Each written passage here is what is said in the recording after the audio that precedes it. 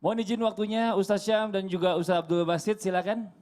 Bismillahirrahmanirrahim. Alhamdulillah wa syukurillah. Masya Allah, tabarakallah. Di samping Syam sudah berdiri seorang hafiz Al-Quran Mim Makkah Al-Mukarramah dari sana. Tapi Masya Allah beliau darah Indonesia asli.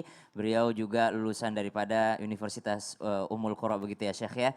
Masya Allah. Dan sekarang kita di segmen Al-Quran Menjawab. Ini salah satu segmen di Islam Itu Indah yang ditunggu-tunggu oleh jamaah. Karena ternyata apa yang dibahas oleh guru-guru kita juga telah dibahas oleh Allah Subhanahu wa taala di dalam Al-Qur'an, termasuk yang namanya pembahasan tentang ar-ru'ya di dalam Al-Qur'an. Bahkan semua nabi pernah mendapatkan wahyu daripada mimpi-mimpinya, termasuk daripada Nabi Adam alaihissalam sampai dengan Nabi Muhammad sallallahu alaihi wasallam, semuanya mendapatkan wahyu daripada mimpi-mimpi para anbiya ini.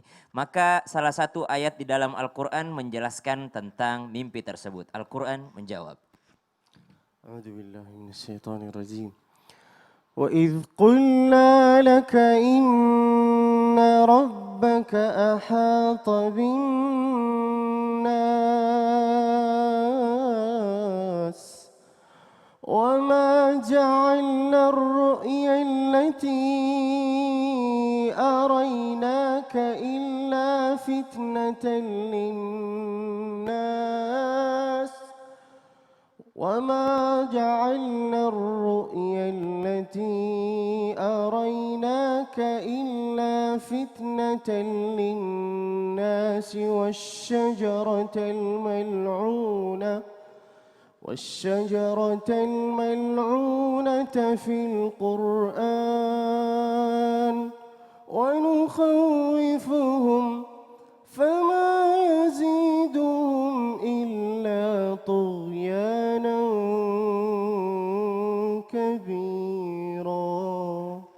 Surah Al-Isra ayat 60 Allah Subhanahu wa taala kembali menegaskan bahwa kejadian yang diberikan kepada baginda Nabi sallallahu alaihi wasallam yang diceritakan di ayat pertama surah Al-Isra, yakni subhanalladzi asra bi 'abdihi lailan minal masjidil harami ilal masjidil aqsa. Kejadian Isra wal Mi'raj ini adalah merupakan satu ar-ru'ya. Ar-ru'ya bisa jadi kita mengartikannya adalah mimpi. Ada mufassir yang mengatakan bahwa ini mimpi, tapi ar-ru'ya bisa diartikan adalah semua yang ditampakkan kepada baginda Nabi sallallahu alaihi wasallam menjadi fitnah, menjadi ujian. Ujian bagi baginda Nabi sallallahu alaihi wasallam, tapi ujian juga bagi orang-orang yang beriman yang pada saat itu mereka tiba-tiba menjadi murtad. Mereka meninggalkan baginda Nabi sallallahu alaihi wasallam karena merasa bahwa baginda Nabi sallallahu alaihi wasallam mengarang-arang cerita. Tapi ternyata Allah Subhanahu wa taala menjanjikan bahwa ujian ini bisa jadi menambah keimanan bagi orang yang benar-benar beriman, tapi juga menghilangkan daripada membuat orang-orang yang ragu ini semakin ragu kepada kebenaran Islam.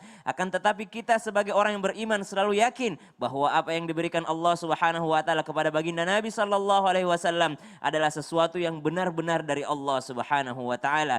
Karena ujian ini merupakan mimpi ini sebagaimana yang dikatakan tadi Mas Fadli, mimpi bisa jadi ujian, termasuk ujian daripada salah satu nabi Allah yang diceritakan di dalam Al-Qur'an surah Yusuf. Al-Qur'an menjawab. أعوذ بالله من الشيطان الرجيم. قال يا بني لا تقصص رؤياك على إخوتك فيكيدوا لك كيدا إن الشيطان للإنسان عدو مبين. Jikalau ditanyakan ini mengenai kisah Nabi Yusuf ya, Syekh Abdul Basit, bahwasanya ketika Nabi Yusuf alaihissalam bercerita kepada ayahanda beliau, maka ayahanda beliau mengatakan, ya bunayya la taqsus ru'yaka ala ikhwatik. Kadangkala kita dikasih bahwasanya diberitahukan ternyata baginda Nabi SAW melarang kita untuk menceritakan mimpi buruk kita. Tapi ternyata di dalam Al-Quran ada juga contoh mimpi baik pun jangan diceritakan kepada orang-orang yang tidak tepat. Kenapa? Kadangkala mimpi baik bagi kita itu belum tentu baik bagi orang lain. Sesuatu yang kita pandang adalah kebaikan, menurut orang lain adalah keburukan. Ada orang-orang yang mempunyai hati iri dan dengki kepada kita. Ketika kita mendapatkan nikmat, bukannya mereka ikut bertahniah, bukannya mereka ikut untuk merasakan kesenangan kita, tapi mereka malah merasakan iri dan ingin untuk menghilangkan daripada kenikmatan itu dari kita. Maka kita selalu berlindung kepada Allah Subhanahu wa taala daripada orang-orang yang tidak suka dengan kita dan daripada setan yang menjadi musuh bagi kita, karena setan bukan hanya bisa datang di dunia nyata tapi mereka juga bisa masuk ke dalam dunia mimpi manusia. Shadaqallahul azim. Allahumma arhamna bil Quran. Syekh Abdul Basit, terima kasih banyak dengan bacaan indahnya. Setelah ini masih ada yang indah lagi dan ada yang seru lagi. Mau tahu apa, Syekh? Ada orang yang bertanya, jamaah yang bertanya gini, Ustadz, kalau mimpi basah kalau mimpi basah itu mimpi baik atau mimpi buruk? Kira-kira gimana jawabannya sebagai sesama anak muda? Gimana, saya mau dengar dulu jawabannya dulu, Syekh. Mimpi itu terbagi 3. Ya. Yang pertama ru'ya salihah. Masya Allah. Itu ilham dari Allah Subhanahu wa taala.